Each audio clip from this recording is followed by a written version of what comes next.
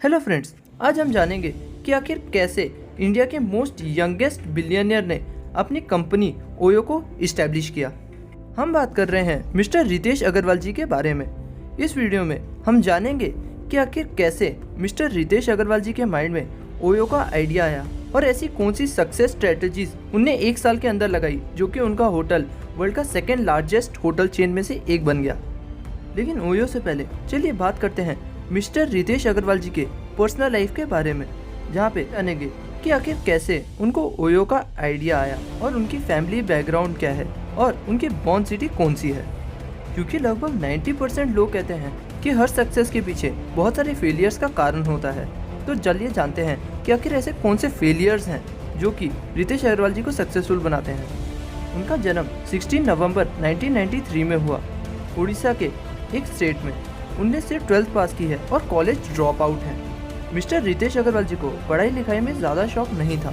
उनको स्टार्टिंग से ही बिजनेसमैन बनना था, इसलिए वो स्टार्टिंग से ही वर्ल्ड के अलग अलग कंट्रीज़ के अंदर घूमते थे जहाँ पे उनको ओयो का आइडिया आया। जैसे इंडिया, न्यूजीलैंड, जापान, ऐसे बहुत सारी कंट्रीज़ वो ऑलरेडी ट्रैवल कर चुके हैं। स्टार्टिंग में उनका इंटरेस्ट बिल्कुल भी होटल की तरफ नहीं था, लेकिन एक दिन ऐसा कुछ हुआ जिनने उनका इंटरेस्ट होटल की तरफ खींचा। उन्हें देखा एक एंग्री कस्टमर होटल के मालिक को बहुत ही ज़्यादा गुस्से से बात कर रहा है। उनने देखा कि होटल्स के बेड्स बहुत ही ज़्यादा गंदे पड़े हुए थे और होटल की सर्विस बिल्कुल भी अच्छी नहीं थी। इसलिए उन्होंने इन सारी चीज़ों के ऊपर रिसर्च चालू किया, जहाँ पर उन्होंने पाया इंडिया में 90% होटल्स में 100+ रूम्स नहीं है, लेकिन जितने भी 5 स्टार होटल्स हैं वो सिर्फ उन्हीं होटल्स के साथ पार्टनरशिप करते हैं जिनके 100+ रूम्स होते हैं। इन सब के बाद उन्होंने एक दिन एक होटल ओनर के साथ जाके बात की, जहाँ पर उनने उस होटल ओनर को ब्रांड वैल्यू प्रोवाइड कराई। ब्रांड वैल्यू के साथ साथ टीम, मैनेजिंग CRM और उनके प्रमोशन और कस्टमर अट्रैक्शन में भी उनकी हेल्प करने का वादा किया। स्टार्टिंग में तो होटल के ओनर को ये सारी चीज़ें बहुत ही ज़्यादा फनी लगी, लेकिन मिस्टर रितेश अग्रवाल जी ने अपने पैसों से ये सारी चीज़ें उनको अरेंज करा की थी और कुछ ही टाइम में ओयो बहुत ही ज़्यादा फेमस हो गया और ओयो के बहुत सारे होटल्स खुलने लगे। और ये सारे होटल्स वही होटल्स हैं जिनको 5 स्टार होटल्स ने रिजेक्ट किया था। और आज भी धीरे धीरे ओयो एक्सपैंड कर रहा है, लेकिन आज की डेट में ओयो के बहुत सारे ब्रांचेस खुल चुके हैं और ओयो की वैल्यू $10 बिलियन की हो चुकी है। और आज की डेट में ओयो के अंदर 10 लाख+ रूम्स हैं और 80+ कंट्रीज़ के अंदर ये एक्सपैंड कर चुके हैं, जो कि इसे वर्ल्ड की सेकेंड बिगेस्ट चेन होटल बनाता है। चलिए अब जानते हैं ऐसी कौन सी सक्सेस स्ट्रेटेजीज ओयो ने अपनी फर्स्ट ईयर में लगाई जिनसे उनको आज की डेट के अंदर high revenue, repeat customer, efficient operation और हाई क्लास CRM प्रोवाइड हो रहा है। ये सारी जितनी भी स्ट्रेटेजीज मैं आपको बताऊंगा वो सारी ओयो के स्टार्टिंग के 1 साल के अंदर लगाई गई, जिससे उसकी ग्रोथ बहुत ही ज़्यादा तेज़ी से हुई और ओयो को आज की डेट में 5 साल कंप्लीट हो चुके हैं और रिजल्ट आप सबके सामने है। अगर आप अपने बिजनेस को भी सक्सेसफुल बनाना चाहते हैं तो आप स्टार्टिंग में ये सारी स्ट्रेटेजीज अपने बिजनेस में अप्लाई कर सकते हैं। चलिए बात करते हैं हमारी पहले सक्सेस स्ट्रेटेजी के बारे में, जो कि है एसेट लाइट स्ट्रेटेजी। इस स्ट्रेटेजी के अंदर ओयो ने ऐसे होटल्स पिक किए जिसके पास ब्रांड नहीं था, सपोर्ट नहीं था और रूम्स भी 100 से कम थे। उन सब के साथ ओयो ने पार्टनरशिप कर ली। इस पार्टनरशिप के अंदर ओयो ने होटल के प्राइस और सर्विस दोनों को ही टेक ओवर कर लिया और देखते ही देखते ओयो एक्सपैंड करने लगा और ओयो ने अपना एक इकोसिस्टम तैयार किया जहाँ पे वो हर होटल को अपने हिसाब से चला सके, जिसमें स्टार्टिंग में ही ओयो को 90% ओनर्स ने ग्रीन सिग्नल दे दिया था।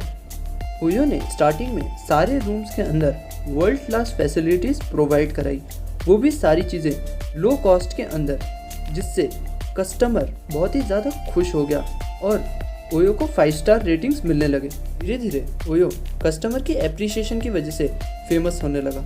इन सब के बाद मिस्टर रितेश अग्रवाल जी लोगों के प्रॉब्लम्स जानने के लिए उनके पास गए और उनको पता चला कि कईयों की प्रॉब्लम होटल सर्चिंग में होती है, बहुत सारे लोगों को बुकिंग करने में प्रॉब्लम होती है और चेक इन चेकआउट में भी बहुत सारे लोगों को प्रॉब्लम फेस करनी पड़ रही है। उसके बाद सबसे बड़ी प्रॉब्लम लोगों की सेटिस्फैक्शन से है, जिसको देखते हुए उन्होंने अपने होटल के अंदर end to end responsibility for customer experience की पॉलिसी चालू की, जहाँ पे ओयो के एप्लीकेशंस iOS और एंड्रॉयड के अंदर अवेलेबल कर दिए गए। एप्लीकेशन की वजह से hotel searching, hotel booking, check in, checkout और इन सब के साथ ग्रेट एक्सपीरियंस कस्टमर को मिलने लगा, जिसने कस्टमर के एक्सपेक्टेशन और सेटिस्फैक्शन को बहुत ही ज़्यादा हाई कर दिया।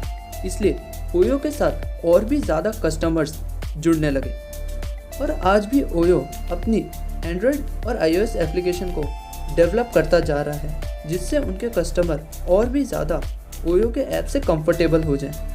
और किसी भी बिजनेस का सबसे पहला रूल यही होता है कि आपके कस्टमर हैप्पी होने चाहिए, तभी आपकी कंपनी भी हैप्पी होगी।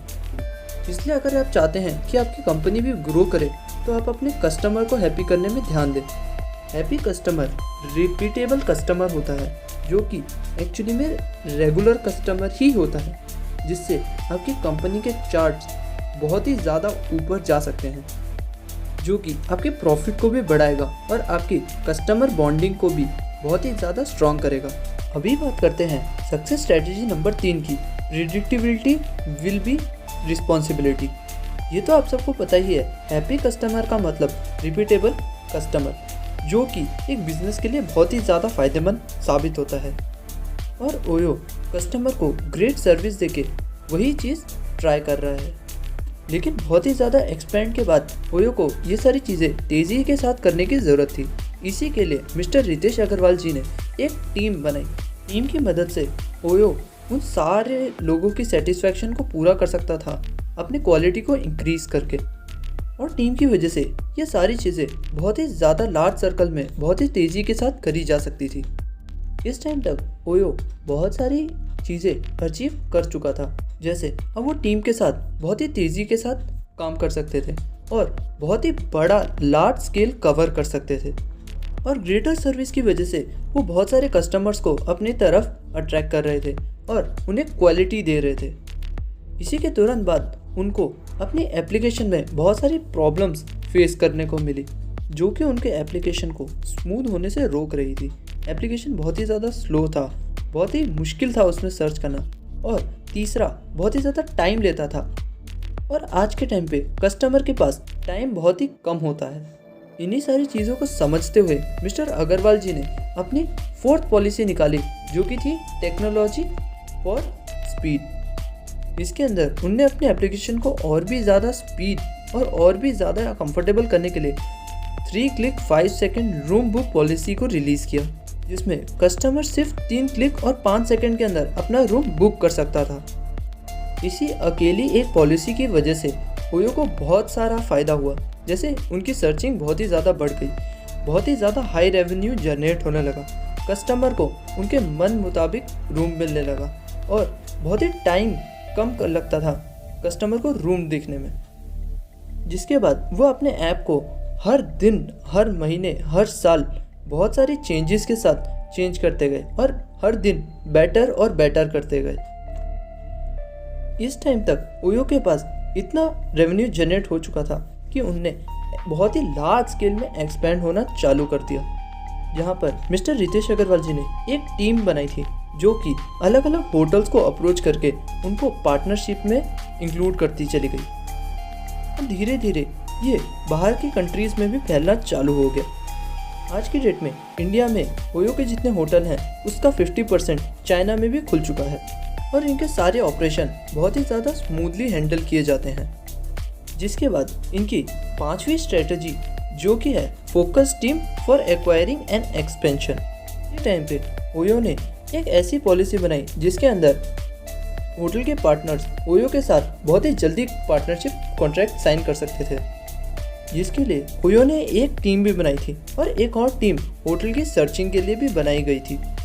यहाँ पर आप एक और बात जान सकते हैं कि रितेश अग्रवाल जी अपनी टीम के ऊपर बहुत ही ज़्यादा ट्रस्ट करते थे।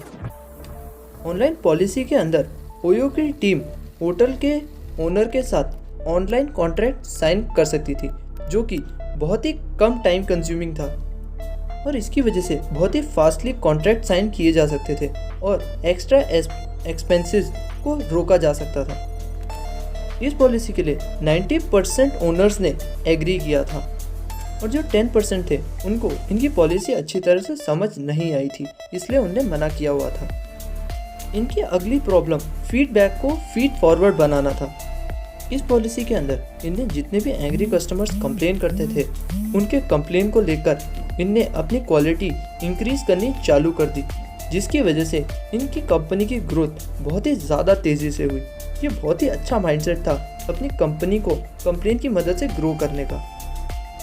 जिसके बाद इनकी 6th स्ट्रेटजी जो कि है फीडबैक टू फीड फॉरवर्ड। इसके लिए ओयो ने एक एनालिसिस टीम तैयार की जो कि कस्टमर के बिहेवियर को एनालिसिस करती थी।